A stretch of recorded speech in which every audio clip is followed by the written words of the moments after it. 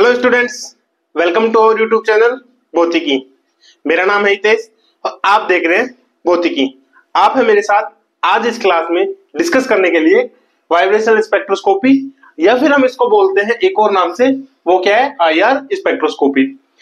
तो बेसिकली हम मोटा मोटा समझ लेते हैं। लास्ट क्लास में हमने क्या देखा था, हमने बोला था जो रोटेशनल स्पेक्ट्रोस्कोपी के अंदर होता है। तो रोटेशनल स्पेक्ट्रोस्कोपी के अंदर हमने क्या देखा था कि जो मॉलिक्यूल होते हैं दो एटम से मिलकर मान रहे हैं। ओके, दो एटम है। अब दोनों एटम के बीच में हम क्या मान रहे हैं, जो ये वाली डिस्टेंस मान रहे हैं, जो बॉन्ड लेंथ या फिर हम जो बॉन्ड मान रहे हैं दोनों के बीच में जो बॉन्ड है, उसको क्या मान रहे थे, रिजिड ना मान के ये वाला बॉन्ड जो हम मान रहे थे क्या है यहाँ पे, नॉन रिजिड। ओके, अब अगर ये बॉन्ड नॉन रिजिड है तो उस क्लास में हमने डिस्कस किया था कि लाइक ये क्या हो रहा है, स्ट्रेच हो रहा है। बट वी नो दैट अगर ये स्ट्रेच होगा तो अपनी जो नॉर्मल कंडीशन है उसमें भी आएगा। ठीक है, अब ऐसे तो नहीं है कि ये स्ट्रेच होके फिर एकदम से वही अपनी नॉर्मल कंडीशन में रुकेगा। ये यहाँ पे क्या करेगा, जस्ट लाइक आप मान सकते हैं जैसे कि एक स्प्रिंग लेते हैं हम, इन दोनों के बीच में क्या है, स्प्रिंग से ये इंटरकनेक्ट है एक दूसरे से। अब क्या होगा कि अगर ये स्प्रिंग स्ट्रेच हो रही है, अगर ये स्प्रिंग स्ट्रेच हो रही है और स्ट्रेच होके क्या हुई, जस्ट लाइक ऐसे हो गई ये। ठीक है, तो अब ये स्प्रिंग क्या करेगी, स्ट्रेच होके फिर से अपनी फॉर्म में वापस आने की कोशिश करेगी। बट फिर से अपनी फॉर्म में वापस आने की वजह से ये यहाँ पे ना रुक के, जो इतनी है ये यहाँ पे ना रुक के पहले क्या होगा, थोड़ा कंप्रेशन आएगा इसके अंदर। ओके, एंड कंप्रेशन आने के बाद फिर दोबारा से स्ट्रेच होगी, तो फिर ये कंपन करते हुए फिर अपने नॉर्मल स्टेज के अंदर आएगी। मतलब ये क्या करेगी, पहले वाइब्रेट करेगी एंड देन वाइब्रेट करती हुई अपने नॉर्मल स्टेट के अंदर आएगी। ये वाइब्रेट क्यों करेगी, इसी चीज के बारे में हम आज क्लास में डिस्कस करेंगे। ठीक है, ओके, तो शुरू करते हैं हमारी आज की क्लास। तो जो हमने अभी बताया ये सारा मैंने आपको बताया मोटा मोटा कि स्प्रिंग क्या करे, एक तरीके से वाइब्रेट करते हैं, तो वाइब्रेशन मेरे पास कैसे आ रहे। बट ऐसे तो है नहीं कि हम नॉर्मल स्टेट के अंदर है तो हमें क्या मिलेगा, नॉर्मल वाइब्रेशन हमें मिल रहा है। नॉर्मल स्टेट के अंदर वाइब्रेशन नहीं होता। नॉर्मल स्टेट के अंदर क्या होते हैं, इक्विलिब्रियम कंडीशन के अंदर होते हैं। नॉर्मली ये ऐसे स्प्रिंग आराम से नॉर्मल जब होती है, स्प्रिंग आराम से आप छोड़ दो, स्प्रिंग नॉर्मली जब अगर रखी होगी तो वो ना तो स्ट्रेच होगी ना क्या होगी, कंप्रेस होगी। वो स्प्रिंग स्ट्रेच या कंप्रेस कब होती है, जब हम उसके साथ कुछ छेड़खानी करते हैं। वैसे हम क्या करेंगे, इस मॉलिक्यूल के साथ कुछ छेड़खानी करते हैं, तब जाके इसमें क्या होता है, वाइब्रेशंस स्टार्ट होते हैं। ओके, तो इसमें क्या होता है, फर्स्ट आप देख सकते हो कि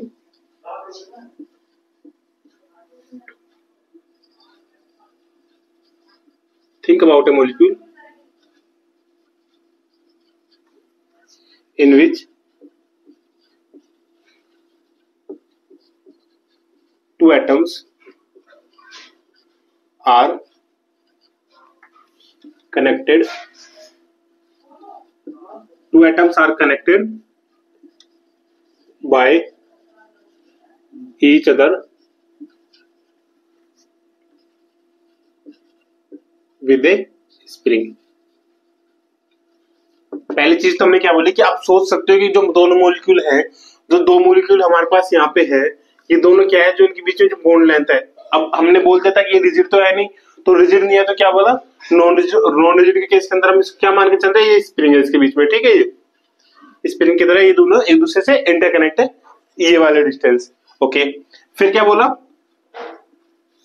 कि जब इसके ऊपर, मतलब नॉर्मली ये है, अब हम क्या कर रहे हैं, लाइट को इमिट कर रहे हैं, लाइट को इंटरेक्ट करवा रहे हैं, किसके साथ, मॉलिक्यूल के साथ।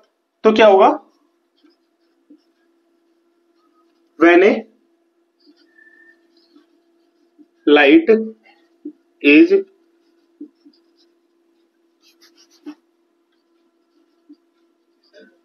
interact with when a light is interact with molecule। अब जब लाइट इंटरेक्ट होगी मॉलिक्यूल के ऊपर तो क्या करेगी, अभी मॉलिक्यूल क्या है हमारा, नॉर्मल स्टेट के अंदर है। जब ये लाइट, हमने माना कि यहां से ये लाइट आई, इसके ऊपर हमने इसको इंटरेक्ट करवाया, इंटरेक्ट करवाने के बाद क्या होगा, इसको क्या मिली, एनर्जी मिली। एनर्जी लेके क्या करेगा, अभी ये बॉन्ड क्या हुआ, स्प्रिंग नॉर्मली थी, उसके ऊपर लाइट इमिट कराई या फिर उसके ऊपर हमने इसको छेड़छाड़ की, तो क्या करेगा, अब वो क्या करने लग जाएगा, जो उसके अंदर की जो मॉलिक्यूल्स के अंदर जो एटम्स है, और एटम्स के अंदर क्या होते हैं, बेसिकली सेंटर के अंदर अपने क्या होते हैं, न्यूक्लियाई, एंड देन यहाँ पे क्या होते हैं, इलेक्ट्रॉन्स। यहाँ पे क्या होता है न्यूक्लियाई और यहाँ पे क्या होता है इलेक्ट्रॉन्स। तो अब क्या करेंगे, जो पॉजिटिव चार्ज है सेंटर वाले और जो इलेक्ट्रॉन्स है ये वाइब्रेट, ये एनर्जी मिलेगी इनको। एनर्जी मिलने के बाद क्या करेंगे, यहाँ के इलेक्ट्रॉन्स और यहाँ का जो न्यूक्लियाई है ये दोनों क्या करेंगे, एक दूसरे को अट्रैक्ट करेंगे। यहाँ का इलेक्ट्रॉन और यहाँ का न्यूक्लियाई अट्रैक्ट करेंगे, बट जो न्यूक्लियाई और इलेक्ट्रॉन इलेक्ट्रॉन ये क्या करेंगे, रिपेल करना शुरू कर देंगे एक दूसरे को। व्हाई? बिकॉज इनको क्या मिली, एनर्जी मिली। एनर्जी कहां से मिली, लाइट से। तो when a light is interact with molecules,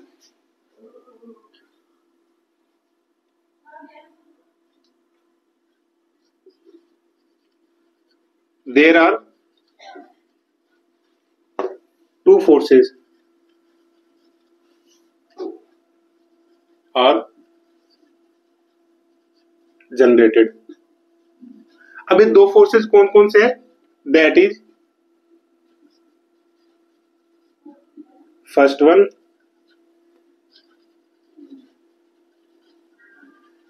repulsive force due to, अब रिपल्सन फोर्स किसकी वजह से लगेगा, यहाँ के इलेक्ट्रॉन और यहाँ के nucleus, due to electron electron, ठीक है। और we can say nuclei nuclei nuclei nuclei, ठीक है। एंड सेकेंड वन कौन सा लगेगा, attraction, attraction force due to nuclei और इलेक्ट्रॉन की वजह से। पहले का न्यूक्लियाई दूसरे का इलेक्ट्रॉन, दूसरे का न्यूक्लियाई पहले का इलेक्ट्रॉन, इनकी वजह से क्या लगेगा, यहाँ पे अट्रैक्शन फोर्स लगेगा। अब इस अट्रैक्शन फोर्स की वजह से होगा क्या, बेसिकली यहाँ पे जो अट्रैक्शन फोर्स लगा है, लाइट जब इमिट हो रही है इसके ऊपर, तो अट्रैक्शन फोर्स की वजह से क्या होगा, मॉलिक्यूल के अंदर हमें वाइब्रेशंस देखने को मिलेंगे, ठीक है। तो नॉर्मल जब था, ये हो गया तीसरा। अब यहाँ पे क्या था कि before the interaction between light and molecule, light और मॉलिक्यूल के बीच में इंटरेक्शन से पहले जो मॉलिक्यूल था हमारा, जो दोनों एटम्स थे, ये क्या थे, the both atoms, sorry, molecules, both atoms are at a equilibrium, BRIUN, equilibrium distance, ठीक है, इक्विलिब्रियम डिस्टेंस। और हम बोल सकते हैं इसको मीन इंटर न्यूक्लियर डिस्टेंस, ठीक है। ये हुआ, ये कब था, जब ये दोनों एक दूसरे से एक साथ क्या है, मतलब अभी तक हमारे पास क्या ही लाइट इसके ऊपर नहीं आई है। तो जब लाइट आएगी तो उस केस के अंदर क्या होगा, जब लाइट आएगी तो उस केस के अंदर हमें देखने को मिलता है before the interaction and after the interaction, ठीक है। मीन डिस्टेंस, और मीन डिस्टेंस हम यहाँ पे मान सकते हैं इसकी RE, okay. After the distance मतलब आफ्टर द क्या बोल सकते हैं इसको, इंटरेक्शन। उसके बाद क्या होता है, इतना हो गया, आप यहां पे लिख सकते हैं इसको,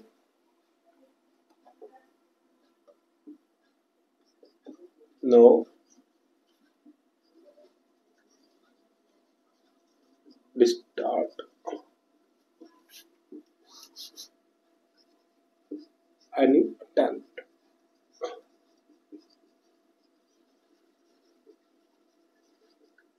start in the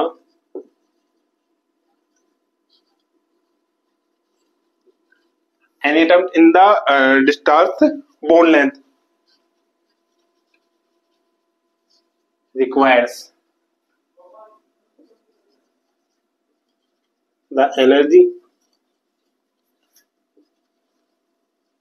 which after the interaction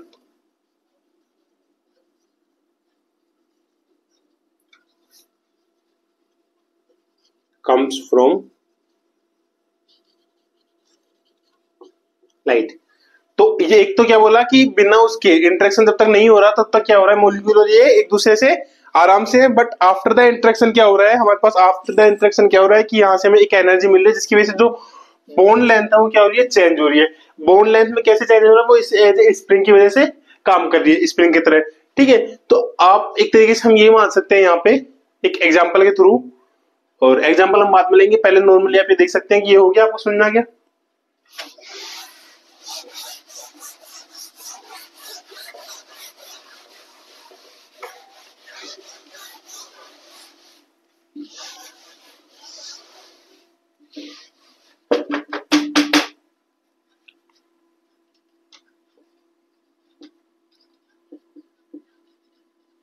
हेट्रोन्यूक्लियस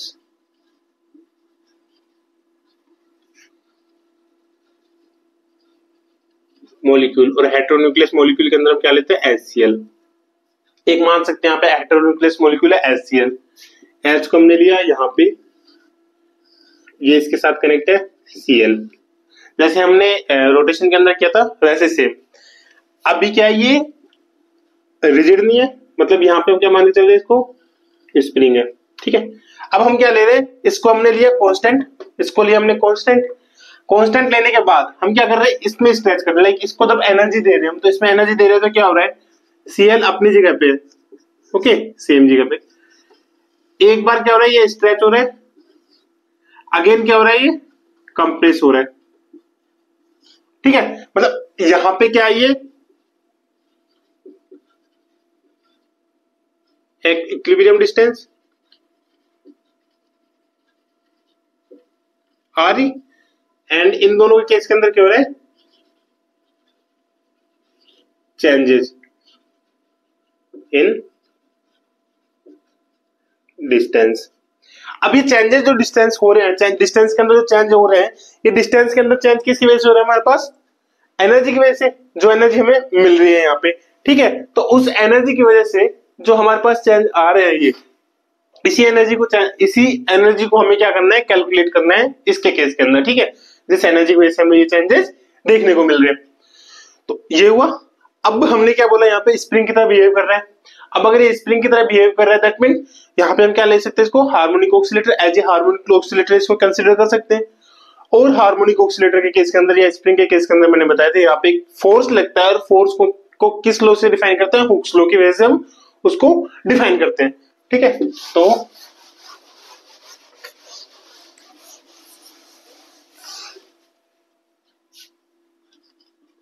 now अगला पॉइंट, नाउ वी टेक, और ये चीजें हम अज्यूम करके भी चल देते हैं। Now we take assume bond length like a spring, spring तरह इसको अज्यूम करते हैं। और जो स्प्रिंग होती है विच ओबे, स्प्रिंग किसकी आज्ञा मानती है, स्प्रिंग मांगती है आज्ञा हुक्स लॉ की। दैट इज हुक्स लॉ क्या होता है, F is equal to minus में के एक्स, मैंने बोला था के एक्स। अब x क्या है अपने पास, x है चेंजिंग डिस्टेंस, सॉरी के एक्स, x क्या है हमारे पास, x है, r है हमारे पास कोई डिस्टेंस है।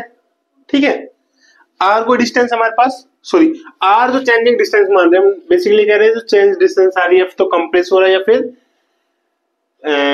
एक्सटेंड हो रहा है, स्ट्रेच हो रहा है, तो उस केस के अंदर r हमारी डिस्टेंस होगी। आर ई क्या है हमारे पास, इक्विलिब्रियम डिस्टेंस, जो हम लेके चल रहे हैं कि ये डिस्टेंस क्या है हमारे पास, इक्विलिब्रियम, और इसके अंदर जो चेंज आ रहा है उसको लेके चल रहे हैं हम एक्स। तो हमने बोला था हुक्स लॉ किसके ऊपर लगता है, फोर्स लगता है हुक्स लॉ जो डिस्टेंस चेंज हो रही है उसके ऊपर, ना कि कंप्लीट डिस्टेंस के ऊपर। ठीक है, इक्विलिब्रियम डिस्टेंस तो एज इट इज रहेगी, इक्विलिब्रियम डिस्टेंस के अलावा जो डिस्टेंस चेंज आ रहा है वहां पे हमारा हुक्स लॉ वर्क करेगा। तो यहाँ पे क्या लिया, माइनस के एक्स, जहां के एक्स क्या है और एक्स की वैल्यू हम यहाँ पे सब्स्टिट्यूट कर सकते हैं आर माइनस में आर ई, सो दैट यहाँ पे क्या आ जाएगा हमारे पास, माइनस में के R minus R E, equation number first. Force आ गया हमारे पास, ठीक है, अब हम जानते हैं फोर्स अगर हमें दे रखा हो तो फोर्स की वजह से हम क्या निकाल सकते हैं, पोटेंशियल निकाल सकते हैं, पोटेंशियल एनर्जी। ठीक है, तो पोटेंशियल एनर्जी हमारी कैसे निकलेगी, फर्स्ट ऑफ ऑल तो हमारे पास ये क्या है, फोर्स है। ओके, अब जो फोर्स हमें बोल रहा है इसको हम क्या बोलते हैं, जो हम पूरा मॉडल लेके चल रहे हैं, थर्स्ट दिस इज कॉल्ड, और इसको हम क्या बोल सकते हैं, इसको हम बोलते हैं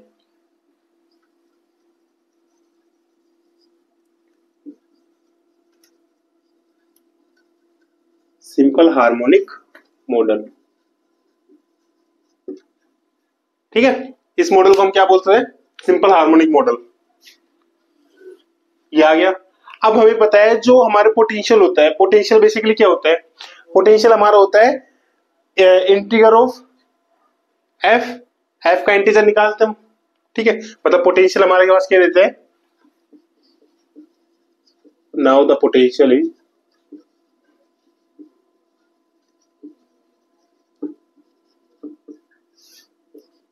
वी आर। ठीक है, एंड देन ये क्या होगा हमारे पास, माइनस में एफ डी आर। तो हमारे पास क्या रहेगा, माइनस में माइनस के आर माइनस में आर ई डी आर। इसको सब सोल्व करेंगे क्या जाएगा, V R is equal to minus minus plus and के बाहर, जब आर माइनस आर। अब आपको अगर इंटीग्रेशन नहीं आता हो तो हम ये ऐसे करते हैं, एक्स की पावर एन डी एक्स जब हम करते थे क्या करते हैं हम, एक्स की power N plus one divides में एन प्लस वन। ठीक है, ये हमारा क्या होता है, इंटीजर होता है इसका। तो यहाँ पे आर, इन दोनों टर्म्स को आप एक मान के चलोगे तो यहाँ पे क्या हुआ, इसकी पावर कितने दे रखी है, वन। तो ये क्या हो जाएगा हमारे पास, आर माइनस में आर ई की पावर स्क्वायर हो जाएगा one plus one, and then N plus one क्या हो जाएगा, टू। एंड इसकी वैल्यू हमें पता है क्या है, एक्स है। तो इसको हम क्या लिख सकते हैं, कि एक्स स्क्वायर डिवाइड्स में टू, जो कि बेसिकली हमें जो एनर्जी चेंज हो रहा है उसी को निकालना है। और इसको हम लिख सकते हैं अभी किसके टर्म्स में आ गया, एक्स के टर्म्स में, तो के एक्स स्क्वायर डिवाइड्स में टू, इक्वेशन नंबर सेकंड। दो इक्वेशन आ गई, नोट दैट इक्वेशंस एंड इनकी मार्किंग करते जाना, आगे आपके लिए काम आएंगे। ठीक है, हमें निकालना है बेसिकली एनर्जी। एनर्जी कैसे निकालते हैं हम, पोटेंशियल के थ्रू। तो हमें पता है जब हम श्रोडिंगर इक्वेशन की बात करते हैं, ठीक है, तो श्रोडिंगर इक्वेशंस में क्या होते हैं कि हमें कोई पोटेंशियल दे रखा होता है, जब हम क्वांटम के अंदर जाते हैं, क्वांटम में कोई इक्वेशन पोटेंशियल हमें देता है, फिर वहां से श्रोडिंगर इक्वेशन का यूज करके हम एनर्जी का फॉर्मूला ड्राइव करते हैं वहां पे। ठीक है, या फिर जो फंक्शन होता है उसका फॉर्मूला हम यहाँ पे ड्राइव करते हैं। अब हम क्या करेंगे, इस पोटेंशियल को यूज करके एंड श्रोडिंगर इक्वेशन को यूज करके हम एनर्जी का फॉर्मूला निकालेंगे। और जो एनर्जी का फॉर्मूला होता है वो बेसिकली क्या होता है, ठीक है, जैसे कि यहाँ पे जो हमारा नेक्स्ट टास्क हुआ, कल के टास्क में हमारा था एनर्जी निकालना वहां से नॉन रिजिड के लिए। यहाँ पे क्या होता है, by using the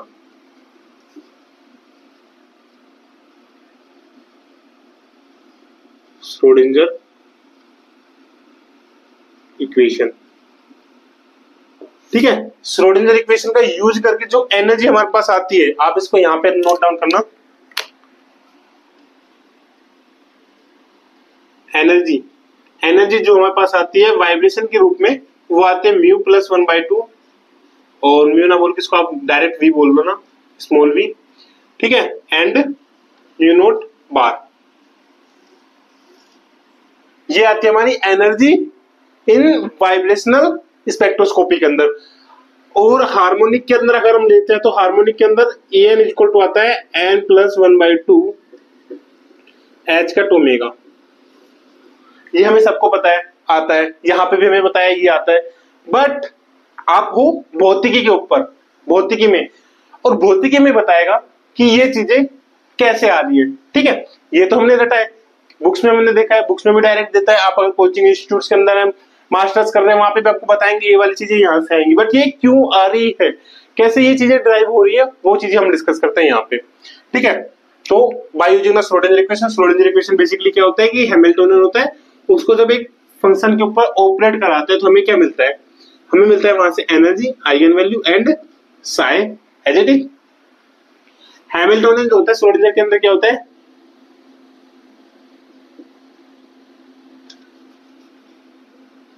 minus H cut square upon में 2m del square psi divides में डेल एक्स स्क्वायर, ये क्या हो गया kinetic energy, plus V X psi, ये क्या हो गया potential energy, equals to E psi. अब पोटेंशियल एनर्जी हमें दे रखी थी इक्वेशन नंबर 2 से, सब्स्टिट्यूट करते हैं। सो माइनस में एच कट स्क्वायर डिवाइड्स में 2m del square psi divides में डेल एक्स स्क्वायर, एंड हम यहाँ पे डेल भी यूज नहीं करेंगे क्योंकि हम यहाँ पे क्या लेके चल रहे हैं, एक ही फंक्शन लेके चल रहे हैं, ठीक है। अगर एक से ज्यादा फंक्शन हो तो हम क्या लेते हैं, डेल लेते हैं। तो D square sign upon D x square plus में 1/2 के x square sign equals to में ई साइन, ये आ गया। अब यहाँ पे आप देखना हम क्या लेके चल रहे हैं, मास m, बट हमने क्या बोला था मॉलिक्यूल में हम क्या लेंगे, मास को रिड्यूस मास से एक्सचेंज करेंगे।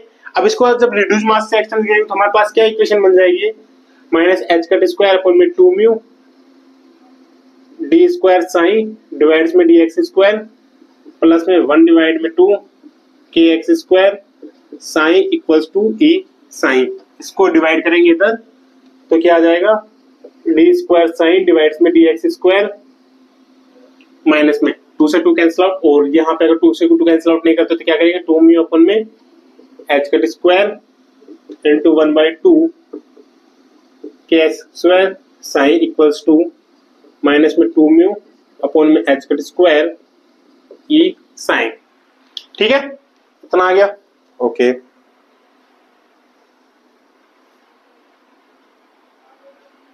अब हम देखते हैं यहां से इस टर्म को भी इधर लेके चलते हैं और जो कॉमन आ रहा है वो कॉमन हम लेते हैं यहाँ पे। तो हमारा जो आ जाएगा इक्वेशन, वो हमारी इक्वेशन क्या आ जाएगी, डी स्क्वायर साइन डिवाइड्स में डी एक्स स्क्वायर प्लस, ये प्लस हो जाएगा, क्या आ जाएगा 2 म्यू अपॉन में एच कट स्क्वायर, एंड जो अंदर बचेगा ई माइनस में 1/2 के x square and psi equals to 0, okay, इतना हो गया। अब हम जानते हैं जो के होता है, हमें क्या चाहिए, ओमेगा, ठीक है, के में तो आ नहीं रहा। अब हम जानते हैं ओमेगा इज इक्वल टू क्या होता है, ओमेगा इज इक्वल टू होता है रूट में के अपॉन में म्यू होता है। तो यहां से जो के आएगा हमारे पास, बेसिकली जो के आएगा, के क्या आ जाएगा हमारे पास, यहां से के हमारे पास आ जाएगा ओमेगा स्क्वायर म्यू, और हम ये भी जानते हैं ओमेगा इज इक्वल टू क्या होता है, 2 पाई म्यू होता है, जानते हैं हम ये चीजें, ठीक है। अब 2 पाई म्यू अगर ये होता है तो यहां से जब इसकी वैल्यू सब्स्टिट्यूट करेंगे तो हमारे पास जो के की वैल्यू आएगी वो क्या आ जाएगी हमारे पास, 4 पाई स्क्वायर म्यू, ये वैल्यू आई है। अब इस वैल्यू को हम करते हैं यहाँ पे सब्स्टिट्यूट, और फिर देखते हैं आगे क्या होता है। तो यहाँ पे सब्स्टिट्यूट करेंगे तो डी स्क्वायर साइन डिवाइड्स में डी एक्स स्क्वायर प्लस में 2 म्यू डिवाइड्स में H cut square E minus, यहाँ पे सब्स्टिट्यूट करेंगे 1/2 इंटू 4 पाई स्क्वायर, एंड आप पाई स्क्वायर ना करके आप सीधा ये वाली वैल्यू पुट करो ओमेगा स्क्वायर म्यू, ठीक है। आगे हम देखेंगे इसको, ओमेगा स्क्वायर म्यू और क्या था यहाँ पे x square and mu is equal to 0, ठीक है। ये चीजें थी हमारे, ये आगे हमारे पास समझ में कि कैसे ये चीजें आई है। अब आप यहाँ पे देखना कुछ टर्म्स ऐसी होंगी जो हम यहाँ पे मान सकते हैं कि जो डायमेंशन लेस हो सकती हैं। जैसे कि डायमेंशन लेस के लिए हम मान सकते हैं यहाँ पे, एक तो हम मान के चलते हैं let eta is equal to में म्यू ओमेगा अपॉन में एच कट एंड एक्स, ये मान के चल सकते हैं कि ये टर्म होते हैं, हमें पता है ईटा के अंदर जब हम हार्मोनिक ऑक्सीलेटर की बात करते हैं, हार्मोनिक ऑक्सीलेटर के अंदर जो वेव फंक्शन आता है, और जो ये वाली फंक्शन, जो ये वाली क्वांटिटी हमारे पास आएगी क्या होती है, dimension less.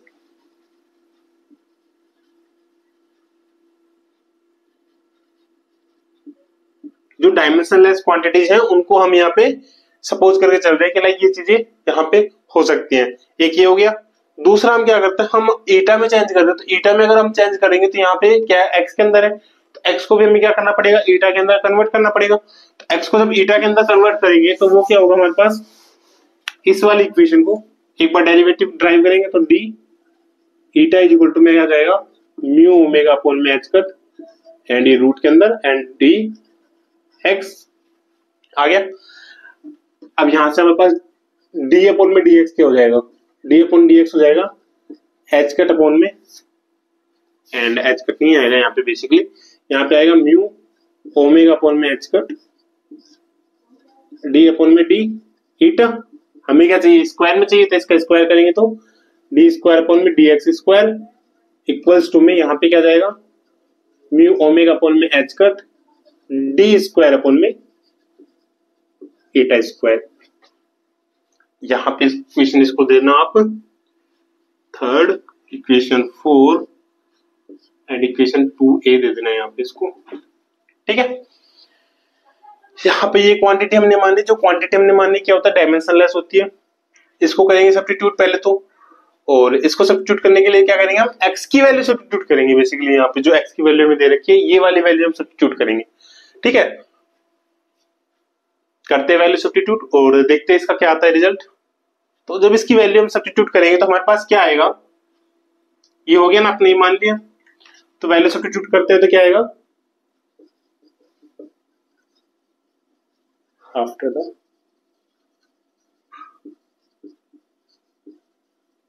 Substitution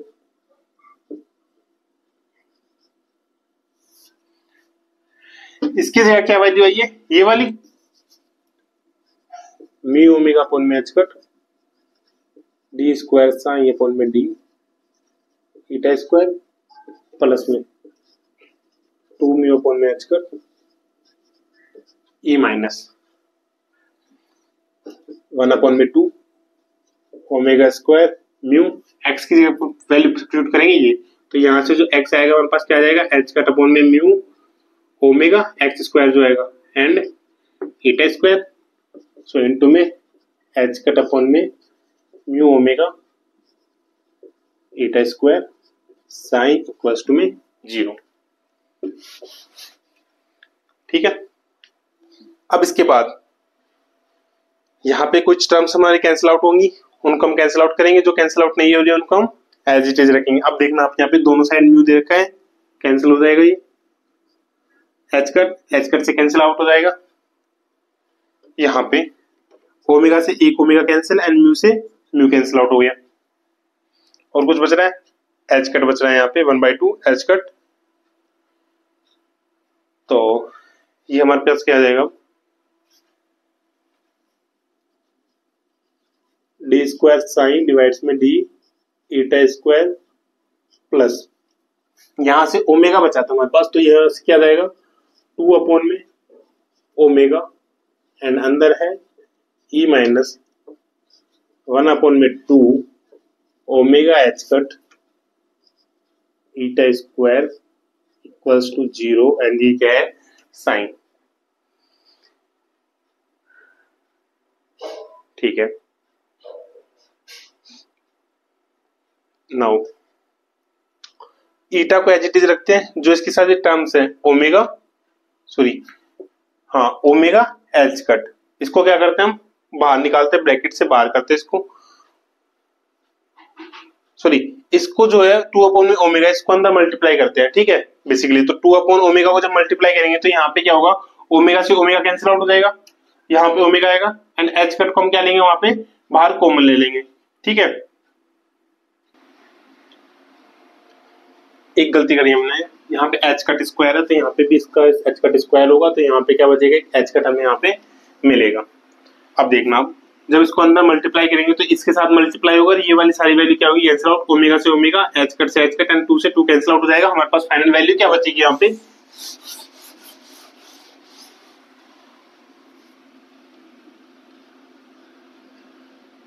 D eta square plus में 2e अपॉन में एच कट ओमेगा माइनस में eta square sign equals to 0, so that हम बोल सकते हैं कि इसको इधर रखते दूसरे को करेंगे तो माइनस में डी स्क्वायर साइन डिवाइड्स में डी ईटा स्क्वायर प्लस में टेन स्क्वायर साइन इक्वल्स में 2e अपॉन में एच कट ओमेगा।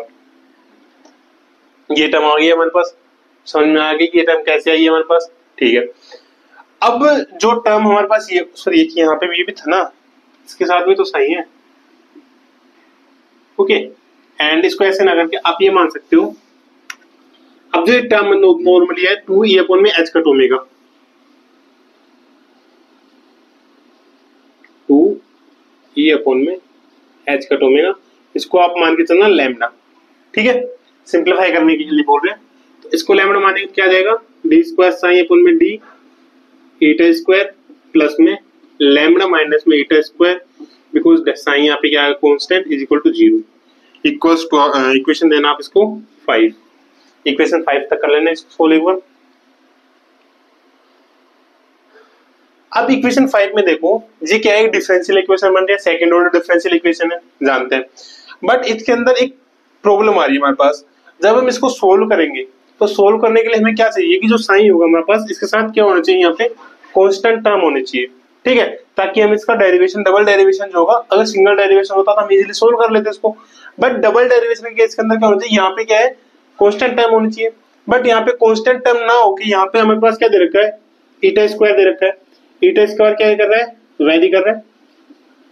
तो अगर ईटा स्क्वायर वेरी कर रहा है तो इसको सीधे सीधे सिंप्लीफाई वे में जब हम इसको सोल्व करना चाहें तो इसको सोल्व नहीं कर सकते। ठीक है, व्हाई, बिकॉज डिफरेंशियल इक्वेशन के अंदर जब आप डबल डिफरेंशियल इक्वेशन देखोगे तो यहाँ पे क्या आता है, एक शॉर्ट फॉर्म आती है। दूसरा, एक यहाँ पे ये हमारे पास कांस्टेंट है, दूसरा कांस्टेंट नहीं है, तो फिर क्या करें हम यहाँ पे, अगर ये चीजें नहीं कर सकते तो हम यहाँ पे यूज करेंगे एक अप्रोक्सीमेशन मेथड। और अप्रोक्सीमेशन कौन सा होता है, वो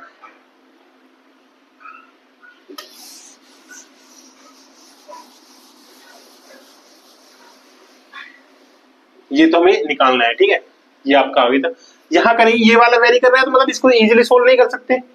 तो अगर इसको इजीली सोल्व हम नहीं कर सकते तो यहाँ पे हम क्या करेंगे, एक अप्रोक्सीमेशन यूज करेंगे। So equation number 5, so now solve equation 5 by using asymptotic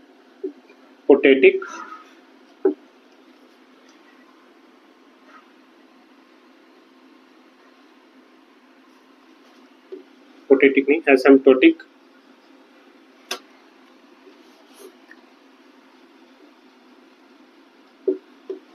behavior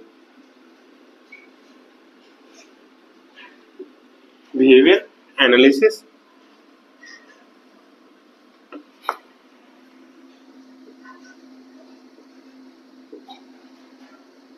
that means, अब इस बिहेवियर के अंदर क्या होता है, इस बिहेवियर के अंदर हमें क्या देखना है, बेसिकली यहाँ पे जो साइन है ये किस पे वेरी कर रहा है, ये ईटा पे वेरी कर रहा है।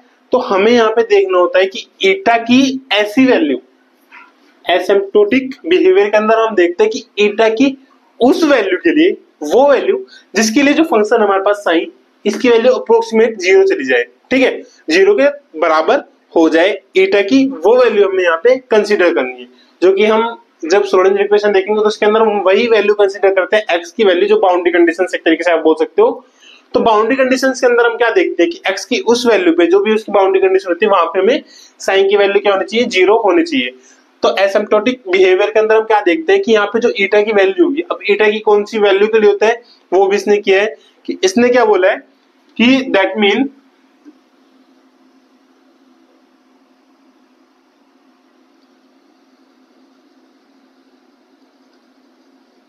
behavior of sine in asymptotic region। और वो रीजन क्या होता है, विच इज जो हमारे पास ईटा ये वैल्यू दे रखी है, ईटा की वैल्यू टेंस टू इन्फिनिटी जब हम लेंगे तो टेंस टू इन्फिनिटी पे हमारे पास साइन की वैल्यू क्या आती है, ऑलमोस्ट 0 आएगी। टेंस टू इन्फिनिटी पे जब हमने बोला था ना, अगर बाउंड्री कंडीशन नहीं दे रखी हो तो 0 पे या फिर इन्फिनिटी पे, माइनस इन्फिनिटी टू इन्फिनिटी के अंदर उसकी वैल्यू क्या होगी, 0 होगी फंक्शन की वैल्यू। तो यहाँ पे इस फंक्शन की वैल्यू क्या हो गई, 0। अब इस केस के अंदर जब ईटा टेंड्स टू इन्फिनिटी है, तो ईटा टेंड्स टू इन्फिनिटी जब हम लेंगे, तो जब हम यहाँ पे इसका कंपेरिजन करेंगे इसके कंपेरिजन के लिए, तो इसके कंपेरिजन में क्या हो गया फिर यहाँ पे, अगर इसकी वैल्यू इनफाइनाइट है, मतलब क्या हुआ, that is lambda is much less than beta square. ठीक है, अगर ये बहुत ज्यादा कम है तो हम इक्वेशन 5 को क्या कर सकते हैं, सो मॉडिफाई इक्वेशन 5 क्या आ जाएगा हमारे पास, डेल स्क्वायर साइन अपॉन में डेल ईटा स्क्वायर माइनस में eta square sign equals to 0। Equation number 6। थोड़ा हमने सोल्व करने की कोशिश करी, बट फिर हम वहीं पे आके अटक गए। लाइक हमने ये बिहेवियर यूज किया, बट फिर हम अटक के यहाँ पे फिर वही ईटा स्क्वायर, यही तो वेरिंग कांस्टेंट था। लाइक ये तो अपना लैम्बडा भाई साहब तो क्या था, कांस्टेंट अपने आराम से रह रहा था, वेरिंग को कर रहा था, वेरी क्या कर रहा था, ईटा कर रहा था, और वेरी अभी भी इसी के अंदर बचा हुआ है। तो आप याद रखना, जब भी इस टाइप की कोई इक्वेशन बनती है सेकंड ऑर्डर के अंदर, इस टाइप की कोई इक्वेशन बनती है जहां पे ये सेकंड ऑर्डर इक्वेशन है और यहाँ पे जो साइन के साथ कांस्टेंट होता है, ये अगर कांस्टेंट है तो नॉर्मली हम जैसे डिफरेंशियल इक्वेशन सोल्व करते हैं वैसे कर सकते हैं। बट अगर ये वेरी कर रहा है, मतलब अगर ये कांस्टेंट नहीं है, उस केस के अंदर हम करते हैं स्पेशल फंक्शंस का यूज। स्पेशल फंक्शन आपने सुना होगा, पॉलिनोमियल, हर्माइट पॉलिनोमियल, लेजेंड्रे, लागेर, तो उनका हम करते हैं यहाँ पे यूज। इस टाइप की जब कोई इक्वेशन आती है तो उसको सोल्व करने के लिए हम करते हैं हर्माइट पॉलिनोमियल का यूज। ठीक है, तो क्या होता है ये लिख लेना आप,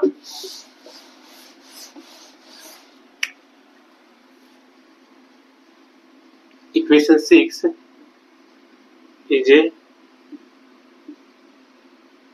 non constant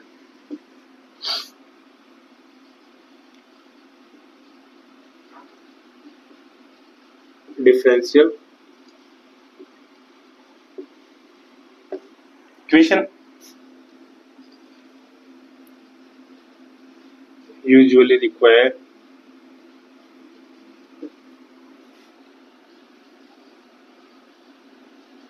special functions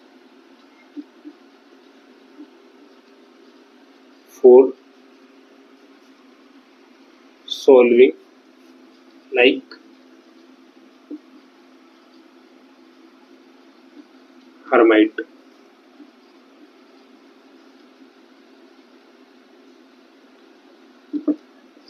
Hermite polynomial यहाँ पे क्या करते हैं, हम यूज करते हैं। अब हर्माइट पॉलिनोमियल हम जब यूज कर रहे हैं तो यहाँ पे हम मान के चलते हैं कि लाइक जो इक्वेशन 6 है उसका जो सॉल्यूशन हो सकता है। ठीक है, तो यहाँ पे हम क्या करते हैं, मान के चलते हैं। सो let assume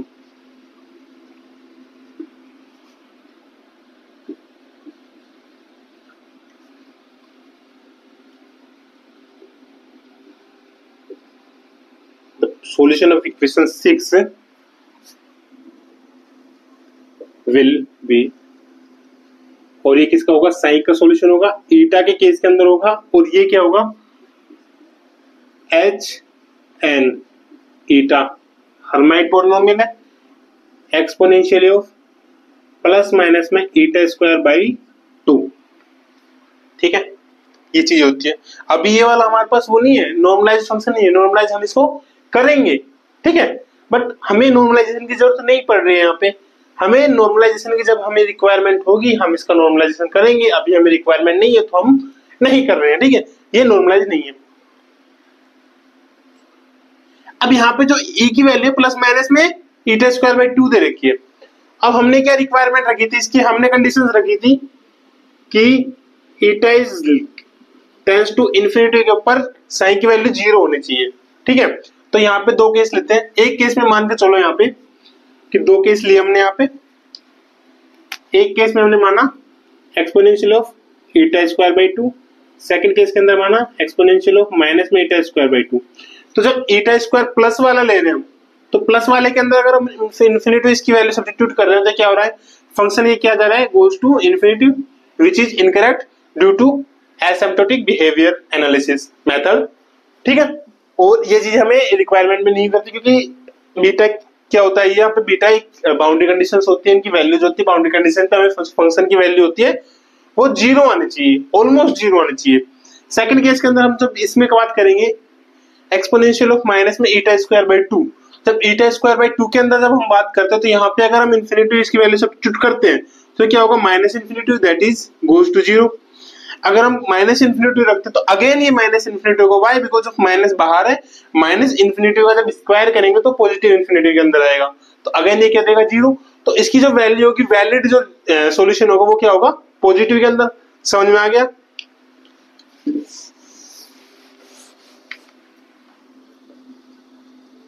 but the valid solution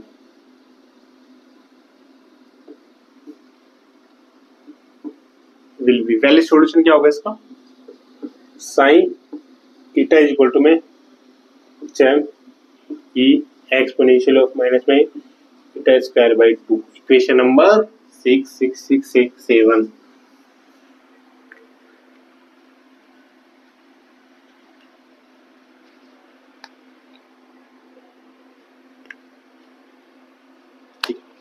अब देखना आप यहाँ पे जो हम बात कर रहे थे कि लाइक ये चेंज नहीं करेगा, कांस्टेंट है या नहीं है, इसको हमने डिफाइन कर दिया कि ये क्या हो गया, कोई इफेक्ट नहीं पटक रहा, अगर यहाँ पे हम वैल्यू सब्स्टिट्यूट कर देती है इसको सेटिस्फाई कर रहा है।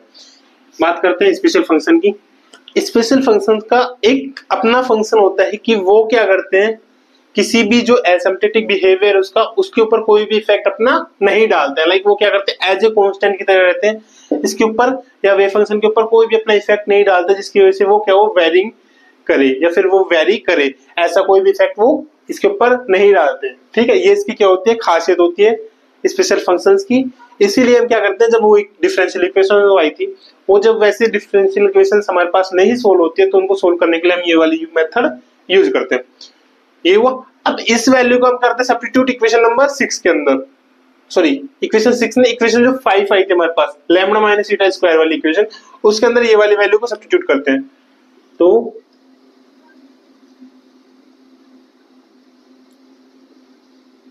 substitute the value of equation 7 sin into equation 5, तो वैल्यू सब्स्टिट्यूट करते हैं। वहां पे क्या था,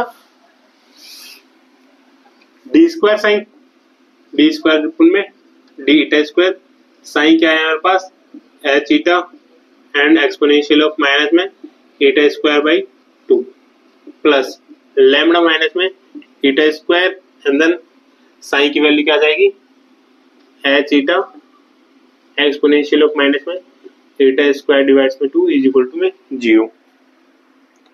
डिफरेंशियल इक्वेशन करते हैं यहाँ पे, डी अपॉन में डी ईटा, फर्स्ट बार करेंगे तो इसको मानेंगे फर्स्ट, इसको मानते सेकंड, फर्स्ट का करेंगे सेकंड को छोड़ के, तो यहाँ क्या जाएगा, यहाँ से e की पावर माइनस में eta square by 2 D H eta divides में डी ईटा प्लस में फर्स्ट छोड़ सेकंड का करते हैं तो क्या आएगा, एच ईटा, इसका करेंगे क्या आ जाएगा हमारे पास, minus eta exponential of minus में ईटा स्क्वायर डिवाइड्स में 2 एंड देन ये आ जाएगा लैम्डा एच ईटा ई की पावर माइनस में ईटा स्क्वायर डिवाइड्स में 2 माइनस में ईटा स्क्वायर एच ईटा ई की पावर माइनस में ईटा स्क्वायर डिवाइड्स में 2 इक्वल्स टू 0।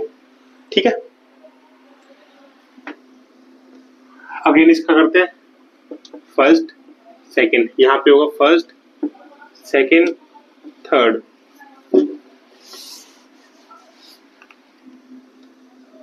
इसका करेंगे सेकंड का करेंगे तो ई की पावर माइनस में ईटा स्क्वायर डिवाइड्स में 2 डी स्क्वायर एच ईटा डिफरेंट में डी ईटा स्क्वायर प्लस इसको एज इट इज रखेंगे एंड देन इसका करेंगे तो इसका करेंगे क्या आएगा, माइनस में ईटा ई की पावर माइनस में eta square by 2 D H upon में डी ईटा, और ये किसका फंक्शन है, ईटा का, प्लस इसका करेंगे इन दोनों को कांस्टेंट रख के माइनस में ईटा ई की पावर माइनस में eta square by 2 D H eta divide D eta, and फिर इन दोनों को कांस्टेंट करके इसका करेंगे प्लस माइनस में eta H eta minus eta, and यहां से क्या जाएगा एक्सपोनेंशियल ऑफ माइनस में ईटा स्क्वायर बाई 2 प्लस, अब की बार क्या करेंगे इसको कांस्टेंट रख के इसका करेंगे तो ये क्या हो जाएगा -1 बन जाएगा, and H eta exponential of minus में eta square by 2, and then आगे क्या था प्लस में लैम्डा एच ईटा ई की पावर माइनस में ईटा स्क्वायर बाई 2 माइनस में ईटा स्क्वायर एच ईटा ई की पावर माइनस में ईटा स्क्वायर डिवाइड्स में 2 इक्वल्स टू 0। किसी टर्म में अगर आपको प्रॉब्लम हो तो कमेंट्स में बताना। अब आप यहाँ पे देखोगे ये टर्म है, एक सिंगल टर्म आ रही है हमारे पास, ठीक है, राइट करते हैं इसको, ईटा स्क्वायर डिवाइड्स में 2 D square H eta divides में D eta square, D H upon D eta आ रही है, D H upon D eta आ रही है, सेम टर्म्स है, दोनों को सेम करेंगे, माइनस में 2 ईटा ई की पावर माइनस में ईटा स्क्वायर डिवाइड्स में 2 डी एच ईटा डिवाइड्स में डी ईटा। ओके, अगेन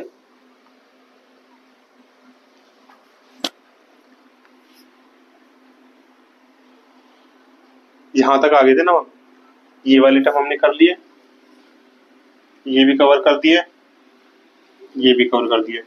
इसमें देखते हैं अब इसमें क्या हो रहा है, minus minus plus plus eta square h exponential, और यहाँ पे क्या हो रहा है माइनस में ईटा स्क्वायर एच एक्सपोनेंशियल, मतलब ये वाले टर्म से ये वाली टर्म कैंसिल आउट, ठीक है, एंड यहाँ पे क्या बचा है हमारे पास, यहाँ पे लैम्डा को अगर हम इसको कांस्टेंट एच ईटा को कांस्टेंट लेते तो क्या आएगा लैम्डा -1, तो ये क्या हो जाएगा हमारे पास lambda -1 H eta exponential of minus में ईटा स्क्वायर डिवाइड्स में 2 एंड इक्वल्स टू 0।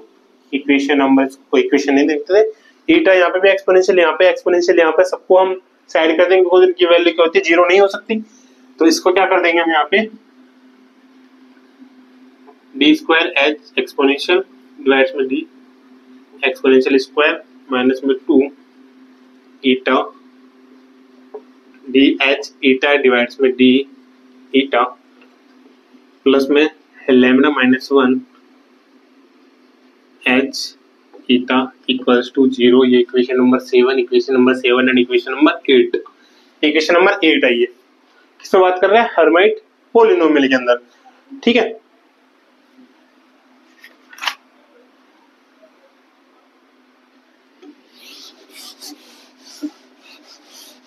बट आपको ये भी पता होना चाहिए जब हम स्पेशल फंक्शंस का यूज कर रहे हैं तो उस स्पेशल फंक्शन की जो जनरल वैल्यू होती है वो क्या होती है, since general differential equation of Hermite polynomial, general जो डिफरेंशियल इक्वेशन होती है वो क्या होती है बेसिकली, हम यहाँ पे अगर ईटा का यूज करो तो हम ईटा करते हुए ना एक्स का हम यूज कर सकते हैं, ठीक है, तो हम एक्स के यूज में लेते हैं तो उसकी होती है डी स्क्वायर एच अपॉन में डी एक्स स्क्वायर माइनस में 2x डी एच अपॉन में डी एक्स, और एक्स क्या है यहाँ पे एक्स एच क्या है यहाँ पे एक्स का कॉन्स्टेंट है, ठीक है, प्लस में 2 n h x equals to 0। Equation number 9, same term same as it is, यहाँ पे कंपेयर करेंगे 2n किसके बराबर हो रहा है lambda -1, compare equation 9 to 9 and equation 8। सो 9 और 8 को जब हम कंपेयर करेंगे तो हमारे पास क्या मिल रहा है रिजल्ट, यहाँ पे एक्स्ट्रा में जो है 2n is equal to lambda -1 मिल रहा है, इक्वेशन नंबर 10। एंड हमने क्या माना था, जो लैम्डा माना था हमने वो क्या माना था 2e अपॉन में h कट ओमेगा, मान के चल रहे थे हम ये चीजें, H cut omega 3। Okay, substitute करते हैं इक्वेशन नंबर 10 में, ये क्या है 11, तो हम क्या करते हैं 10 और 11 से, 10 और 11 से हम क्या करेंगे 2n इक्वल टू लेमडा के लिए क्या करेंगे 2e डिवाइड्स में h कट ओमेगा -1, -1 को उधर लेके जाएंगे तो 2e अपॉन में h cut omega equals to में 2n प्लस 1। सारे को e को छोड़ के हमें एनर्जी ही चाहिए, एनर्जी को छोड़ के बाकी सारी टर्म्स को दूसरी साइड लेंगे तो e इक्वल टू हमारे पास क्या आ जाएगा h कट ओमेगा अपॉन में 2 और अंदर आ जाएगा 2n प्लस में 1 which we can write en, क्योंकि n टर्म्स ले रहे हैं हम तो इज इक्वल टू में n प्लस 1/2, 2 को हम अंदर डिवाइड कर रहे हैं एंड हमारे पास आ जाएगा h कट ओमेगा। ये हमारे पास किस में है जूल के अंदर, ये हमारे पास किस में है जूल के अंदर। प्रूफ हुआ फॉर्मूला, हमें क्या चाहिए वाइब्रेशनल क्वांटम नंबर के अंदर चाहिए, ये क्या है नॉर्मली प्रिंसिपल क्वांटम नंबर, हमें वाइब्रेशनल प्रिंसिपल क्वांटम नंबर में चाहिए एंड और किस चाहिए हमें सेंटीमीटर इनवर्स के अंदर चाहिए। तो बाकी सारा केस सेम है, मतलब हम यहाँ पे n की जगह p लिख सकते हैं, म्यू लिख सकते v लिख सकते हैं, वाइब्रेशन के अंदर हम जाते हैं तो y को जो वाइब्रेशन वाला भी किसमें हो रहा है हार्मोनिक के अंदर हो रहा है और नॉर्मली भी किसमें होता है हार्मोनिक। जब क्वांटम की बात करेंगे हम यहाँ पे तो हम क्या कर देंगे n को चेंज कर देंगे v से, बिकॉज ऑफ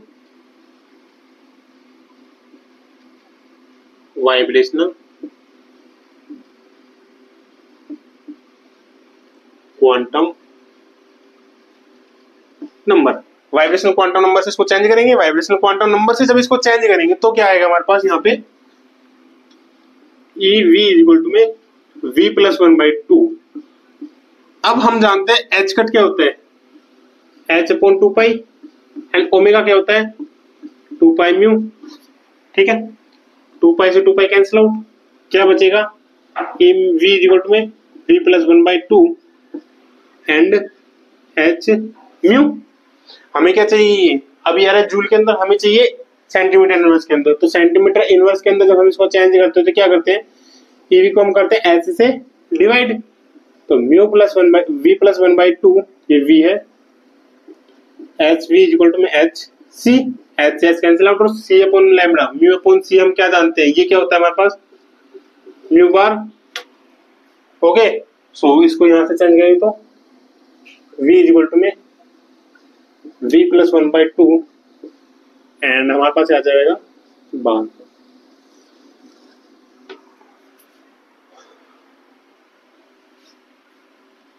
वही आ जाएगा हमारे पास सेंटीमीटर इनवर्स के अंदर, इसको हम लेते हैं म्यू जीरो, ठीक है म्यू जीरो क्या है यहाँ पे वेव नंबर, और ये इक्वेशन जो हमें प्रूफ करना था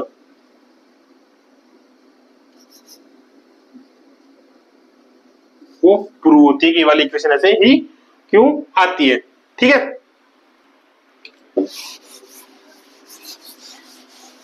अब ये वाला फॉर्मूला हमने जनरेट किया है, अब हम देखेंगे यहाँ पे जो ट्रांजिशंस हो रहे हैं वो कहाँ से हो रहे हैं ट्रांजिशंस, और दो ट्रांजिशंस के बीच में जो डिफरेंस आ रहा है वो सेम आ रहा है या फिर डिफरेंस आ रहा है यहाँ पे भी, क्योंकि हम लेके चल रहे हैं आइडियल केस हार्मोनिक वाला।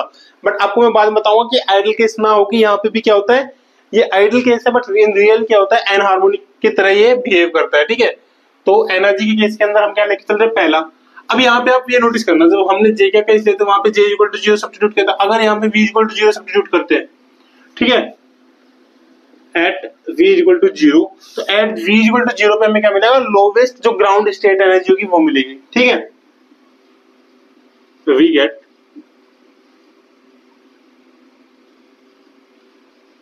ग्राउंड स्टेट एनर्जी, या फिर हम क्या बोल सकते हैं लोवेस्ट एनर्जी, ठीक है। क्या आ जाएगी ई जीरो इक्वल में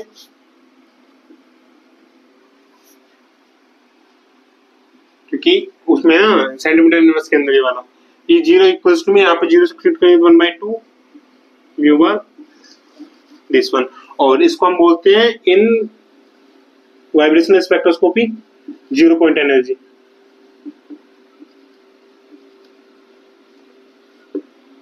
ठीक है 0 पॉइंट एनर्जी आया। अब हम देखते हैं कि दो एनर्जी लेवल्स के बीच में कितना डिफरेंस होता है, तो एक तो ये लेते हैं, अब हम लेते हैं v से v+1 के अंदर, ठीक है, तो V से V+1 के अंदर क्या डिफरेंस आता है? नाउ द फ्रीक्वेंसी, फ्रीक्वेंसी क्या आएगा इसके केस के अंदर? फ्रीक्वेंसी हमारे पास आ जाएगी यहाँ पे जो म्यू आएगा, जो डिफरेंस आएगा, ये डिफरेंस क्या आएगा? Del E mu v is equal to क्या जाएगा? डेल V+1 माइनस में डेल V। V+1 अपन यहाँ पे करेंगे तो हमारे पास क्या आएगा? V+1/1 तो 3/2 हो गया। V+3/2 म्यू बार माइनस में V+1/2 म्यू नोट बार।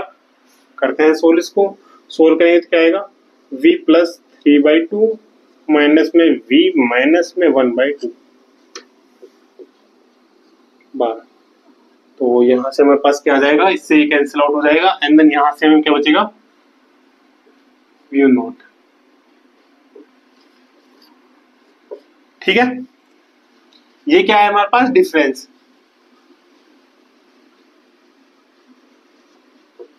दो एनर्जी लेवल्स के बीच में। अब इसका जो एनर्जी हार्मोनिक केस के अंदर जो एनर्जी डायग्राम बनता है, वो एनर्जी डायग्राम हमारा कैसे शो होता है वो देखते हैं, और इसकी स्पेक्ट्रल लाइंस क्या होती है वो देखते हैं। इसकी जो स्पेक्ट्रल लाइंस में एक ही स्पेक्ट्रल लाइंस मिलती है यहाँ पे म्यू नोट बार वाली, इसके अलावा कोई स्पेक्ट्रल लाइंस हमें मिल नहीं रही, क्योंकि यहाँ पे अलग अलग स्पेक्ट्रल लाइंस, जैसे वहां पे हम देख रहे थे ना कि एनर्जी डिफरेंस ले रहे थे, तो हर वैल्यू के लिए हमें क्या दिख रहा था वहां पे? एक के लिए 2, फिर 4, 6B, 8B, 10B रोटेशन के केस के अंदर। बट यहाँ पे हमें क्या मिल रहा है? Only mu naught. जो V की डिपेंडेंसी थी वो डिपेंडेंसी इसके अंदर है नहीं, तो हमें ये चीजें एक्स्ट्रा में मिल नहीं रही है यहाँ पे। ठीक है, तो इसका हम देखते हैं अब एनर्जी लेवल डायग्राम।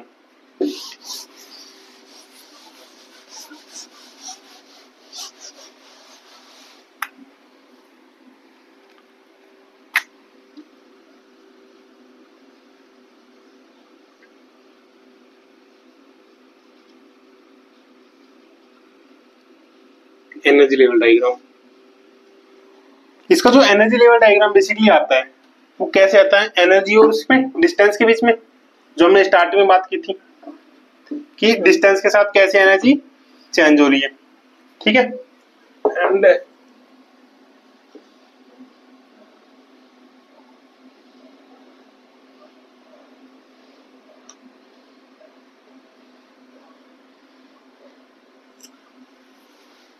थोड़ा मैनेज कर लेना। ये जो होगा ये क्या होगा हमारे पास? एनर्जी। ठीक है, एंड देन ये क्या होगा? एक्स जो आर जो डिस्टेंस हमारी चेंज हो रही है डिस्टेंस। ठीक है, यहाँ पे हमें एक इक्विलिब्रियम पॉइंट मिलता है, यहाँ पे कुछ आर ई, जहाँ पे एनर्जी क्या होता है? सबसे मिनिमम होती है। मिनिमम एनर्जी का मतलब क्या है कि वो स्टेबल स्टेट के अंदर होता है मॉलिक्यूल, वहां पे कोई वाइब्रेशन हमें देखने को नहीं मिलता, और जो इसकी डिस्टेंस होती है वो क्या होती है? इंटर न्यूक्लियर जो डिस्टेंस होती है वो क्या होती है? इक्विलिब्रियम केस के अंदर होती है। फिर अब इसके बाद हम दो चीजें देखना आप यहाँ से, जब इसकी आर की वैल्यू हम डिक्रीज कर रहे हैं, मतलब दो मॉलिक्यूल हमारे पास, एक को हमने फिक्स रखा Cl को, H को हम क्या कर रहे हैं? अब इसके जब पास लेके आ रहे हैं, तो पास लाने में हमें क्या चाहिए? एनर्जी की नीड पड़ रही है। ठीक है, जैसे जैसे हम पास लाते जा रहे हैं एनर्जी की हमें ज्यादा नीड पड़ रही है, ज्यादा एनर्जी उस आइटम को देनी पड़ रही है। ठीक है, तो जैसे जैसे हम आर के पास जाएंगे और आर इक्वल टू 0 पे जाएंगे, तो हमें बहुत ज्यादा एनर्जी की जरूरत पड़ेगी, जिसको हम करते हैं कुछ इस तरीके से ड्रॉ।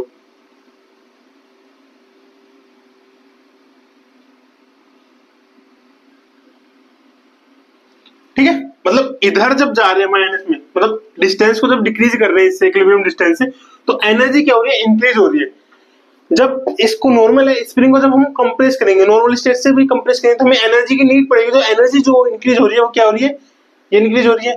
ऐसे ही जब इसको स्ट्रेच करेंगे, स्ट्रेच करने में हमें एनर्जी की जरूरत पड़ रही है, तो स्ट्रेच जब करेंगे तब भी हमें क्या हो रही है? एनर्जी की नीड पड़ रही है। ठीक है,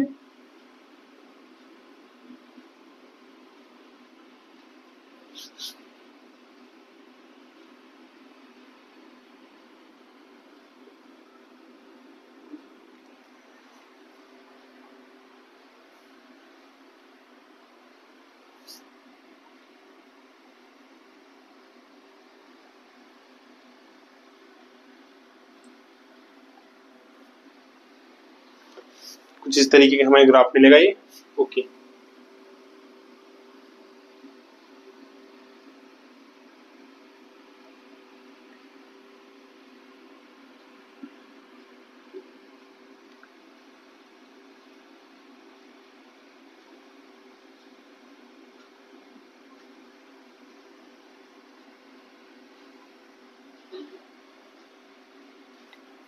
ये हुआ हमारा ग्राफ। नॉर्मली जो एनर्जी का डायग्राम हमें मिलेगा यहाँ पे कि एनर्जी कैसे कैसे इंक्रीज हो रही है। अब हम देख रहे हैं जो ट्रांजिशन हो रहे हैं एनर्जी के अंदर, जो ट्रांजिशन हो रहे हैं, जैसे जैसे एनर्जी हम इंक्रीज कर रहे हैं वाइब्रेशन में जो ट्रांजिशन है वो इंक्रीज होते जा रहे हैं। अब जो वाइब्रेशन में जो ट्रांजिशन इंक्रीज हो रहे हैं वो किस तरीके से हो रहे हैं वो देखते हैं। जैसे कि हम ग्राउंड लेवल के अंदर मानते हैं तो ग्राउंड लेवल के अंदर अब की बार हमारी जो एनर्जी होती है वो जीरो नहीं हो रही है। यहाँ पे हमें कोई ना कोई एनर्जी यहाँ पे मिल रही है। कब? v इक्वल टू जीरो पे। v इक्वल टू जीरो पे हमें क्या मिला? हाफ म्यू नॉट बार। ऐसे v इक्वल टू फर्स्ट पे जब हम चल रहे हैं तो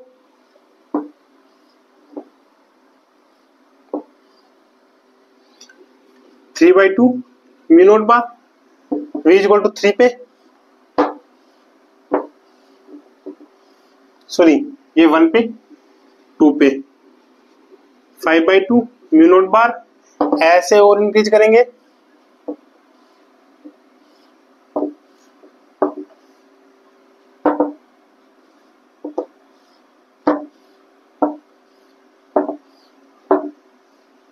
यहाँ पे क्या जाएगा 7/2 म्यू नॉट बार, 9/2 म्यू नॉट बार, 3 के लिए 4 के लिए एंड सो ऑन। ठीक है, तो इस तरीके से हम क्या करेंगे एनर्जी की वैल्यू इंक्रीज करते जाएंगे। एनर्जी की वैल्यू जब इंक्रीज करेंगे, एनर्जी की वैल्यू इंक्रीज करने का मतलब क्या है कि जब आर की वैल्यू इक्विलिब्रियम स्टेट से या तो कम करेंगे या फिर स्ट्रेच करते जाएंगे तो एनर्जी की वैल्यू ऑलमोस्ट इंक्रीज होगी। एनर्जी की वैल्यू इंक्रीज होगी तो हमारे पास वाइब्रेशन जो स्टेट से वो क्या होंगे इंक्रीज होते हुए चले जाएंगे। ठीक है, अब इसके रिगार्डिंग जो हमें स्पेक्ट्रल लाइंस मिलेगी, स्पेक्ट्रल लाइंस हमें क्या मिल रही है यहाँ पे एनर्जी की जब हम ट्रांजिशन कर रहे हैं। अब एनर्जी का ट्रांजिशन आप क्या देख सकते हो, आप एनर्जी का ट्रांजिशन देख सकते हो यहाँ पे। ये एनर्जी का ट्रांजिशन लेते हैं हम यहाँ पे 0 से 1, या फिर हम लेते हैं 1 से 2, या लेते हैं 2 से 3, या फिर 3 से 4, या फिर 4 से 5। जब भी दो एनर्जी लेवल ट्रांजिशन हम ले रहे हैं तो हमारे पास क्या आ रहा है म्यू नॉट बार आ रहा है। इसके अलावा ना कोई फ्रीक्वेंसी इंक्रीज हो रही है, ना इंटेंसिटी में कम मिल रही है, ना फ्रीक्वेंसी में ज्यादा मिल रही है। तो जो स्पेक्ट्रल लाइंस हमारे पास आ जाएंगी यहाँ से, स्पेक्ट्रल लाइंस हमारे पास क्या होगा यहाँ से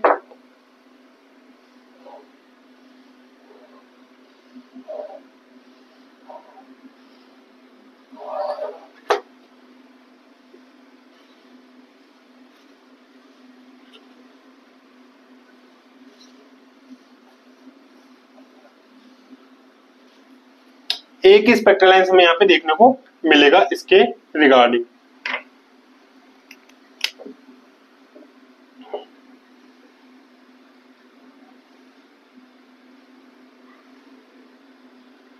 ठीक है, एक स्पेक्ट्रल लाइन दिखेगा और ये क्या मिलेगा म्यू नॉट बार पे। तो ये क्या होगा हमारे पास स्पेक्ट्रम, एंड देन ये वाला क्या होगा एनर्जी ट्रांजिशन। ठीक है, ये थी हमारी आज की क्लास जहां पे हमने वाइब्रेशनल स्पेक्ट्रोस्कोपी के अंदर हार्मोनिक के केस के अंदर, हार्मोनिक के केस के अंदर पहले हमने क्या देखा, हार्मोनिक के केस के अंदर पहले हमने प्रूफ किया था यहाँ पे a v is equal to में v प्लस 1/2 और म्यू नॉट बार। जो ये फॉर्मूला आता है, ये फॉर्मूला किसके अंदर आता है बेसिकली हमारा सेंटीमीटर इनवर्स के अंदर आता है। फर्स्ट में हमने क्या देखा, इस फॉर्मूले को हमने प्रूफ किया है पूरा डेरिवेशन करके। पूरे डेरिवेशन में हमने देखा है कि फॉर्मूला हमारा कैसे आया उसका देखा हमने। फिर इस डेरिवेशन को देखने के बाद और इससे पहले हमने क्या देखा, जो एनर्जी हमारी चेंज हो रही थी, जब आउटपुट एनर्जी हम दे रहे थे, लाइट एनर्जी हम मॉलिक्यूल को दे रहे थे, तो वहां पे कैसे वाइब्रेशन क्रिएट हो रहा है। वाइब्रेशन क्रिएट होने की वजह से क्या हो रहा है, हमारा एनर्जी जो लेवल डायग्राम ये आ रहा है। अब एनर्जी लेवल डायग्राम हमारा ऐसा ही क्यों आ रहा है, तो हमने वहां पे बोला था एक इक्विलिब्रियम कंडीशन होती है जब हम उसे लाइट नहीं दे रहे, मॉलिक्यूल अपनी नॉर्मल स्टेट के अंदर है। तो नॉर्मल स्टेट के अंदर है तब क्या होता है, उसकी जो एनर्जी होती है मिनिमम एनर्जी होती है, वो अपने स्टेबल होता है। जब लाइट के थ्रू उसको एनर्जी हम प्रोवाइड करवा रहे हैं, तो लाइट के थ्रू जब उसको एनर्जी हम प्रोवाइड करा रहे हैं तो उस केस के अंदर क्या हो रहा है, आर की वैल्यू या तो स्ट्रेच हो रहा है मॉलिक्यूल बिकॉज ऑफ स्प्रिंग के, स्प्रिंग मान के चल रहे हैं, जो बॉन्ड लेंथ जो बॉन्ड है उसका, उसको स्प्रिंग मान के चल रहे हैं, तो या तो वो स्ट्रेच होगा या फिर कंप्रेस होगा। अगर वो स्ट्रेच हो रहा है मतलब स्ट्रेच मतलब आर की वैल्यू इंक्रीज हो रही है, तो आर की वैल्यू अगर इंक्रीज करेंगे तो स्प्रिंग को अगर हमें इंक्रीज करना है तो हमें क्या चाहिए, उसके लिए एनर्जी चाहिए। अगर एनर्जी चाहिए मतलब उसकी वैल्यू जब इंक्रीज करें तो हमारी एनर्जी क्या होगी, इंक्रीज होगी। जितना इंक्रीज करेंगे आर की वैल्यू को उतनी एनर्जी हमारी इंक्रीज होती जाएगी। सेम केस के अंदर जब उस स्प्रिंग को हम कंप्रेस करेंगे, जब उस स्प्रिंग को कंप्रेस करेंगे तो कंप्रेस करने के केस के अंदर भी क्या चाहिए, हमें एनर्जी चाहिए, क्योंकि बिना एनर्जी के स्प्रिंग कंप्रेस होगी नहीं। तो जब उन दोनों को कंप्रेस करेंगे उसके अंदर भी क्या करेंगे, हमें एनर्जी चाहिए होगी। मतलब आर की वैल्यू को जब डिक्रीज करेंगे, तो आर की वैल्यू को जब डिक्रीज करेंगे तो उस केस के अंदर भी हमें क्या चाहिए होती है, एनर्जी। इसी वजह से जो हार्मोनिक ऑसिलेटर के अंदर जो ग्राफ बनता है हमारा एनर्जी ग्राफ, ये कुछ इस तरीके से हमें ड्रॉ होता दिखाई देता है पैराबोला टाइप के अंदर। ठीक है, तो आपको ये डाउट भी क्लियर हो जाना चाहिए कि आज कि ये ग्राफ हमें इसी तरीके से क्यों दिखता है। तो दो क्वेश्चंस हमने यहाँ पे, दो डाउट्स हमने क्लियर करे कि ये फॉर्मूला सिर्फ ऐसा ही क्यों आता है, यही फॉर्मूला हमारा क्यों ड्राइव होता है, और ये तो कितने था, सेंटीमीटर इनवर्स के अंदर। दूसरा आता है ई, जो इन जनरल को फॉर्मूला था ई एन इक्वल टू में n+1/2 एच कट ओमेगा। ये चीजें क्लियर होनी चाहिए कि ये फॉर्मूला यही क्यों आता है हार्मोनिक के केस के अंदर, जो कि मोस्ट ऑफ द नोट्स या कोचिंग्स के अंदर ये चीजें नहीं बताई जाती, डायरेक्ट ही फॉर्मूला लिखवा देते हैं हमें। ये फॉर्मूला कैसे आया, दूसरा यहाँ से ये फॉर्मूला हम ड्राइव कर लेंगे, ये चीजें की। और हमने देखा इसका स्पेक्ट्रम जो हमें क्या मिला था, V0। ये हमने देखा हार्मोनिक के केस के अंदर। हार्मोनिक के केस के अंदर हमने आइडियल केस मान के चल सकते हैं, जैसे हमने रोटेशन के केस के अंदर रिजिड डायटोमिक मॉलिक्यूल माना था कि रिजिड है, रिजिड रोटेटर माना था। अब उसके अंदर में रिजिड रोटेटर ना हो के नॉन रिजिड था। ऐसे ही यहाँ पे क्या होता है, ये हार्मोनिक ना हो के एन हार्मोनिक की तरह बिहेव करता है, जो वाइब्रेशनल ट्रांजिशंस होते हैं। तो एन हार्मोनिक की तरह बिहेव करेगा तो वही एनर्जी में चेंज होगा। अब एनर्जी के अंदर क्या चेंज होता है, पोटेंशियल के अंदर क्या चेंज होता है, ये देखेंगे हमारी अगली वीडियो के अंदर। ठीक है, अभी तक अगर आपको इस यहाँ पे कोई भी डाउट है तो कमेंट में बताना, ताकि मैं अगली वीडियो में एन हार्मोनिक स्टार्ट करने से पहले ये डाउट्स क्लियर करूं। बाकी आप अगर चैनल पर नए हैं तो चैनल को सब्सक्राइब करें, बेल आइकन को जरूर दबाएं, ताकि आगे आने वाली वीडियोस का नोटिफिकेशन आपको तुरंत मिले। और मैंने अभी एक प्लेलिस्ट बनाई है एएमपी की, उस प्लेलिस्ट में आप विजिट करके उसमें आप सारी classes step by step and जैसे हम एएमपी के अंदर इंक्रीज करते हैं, बढ़ते जा रहे हैं, वो आप वहां पे नंबर से देख पाओगे आप। ठीक है, नेक्स्ट क्लास में हम करेंगे एन हार्मोनिक का केस। आज की क्लास में हमने बात की हार्मोनिक वाली, हार्मोनिक का केस के अंदर। तो मिलते हैं अगले क्लास में, तब तक के लिए ध्यान रखिए अपना और अपने अपनों का। जय हिंद।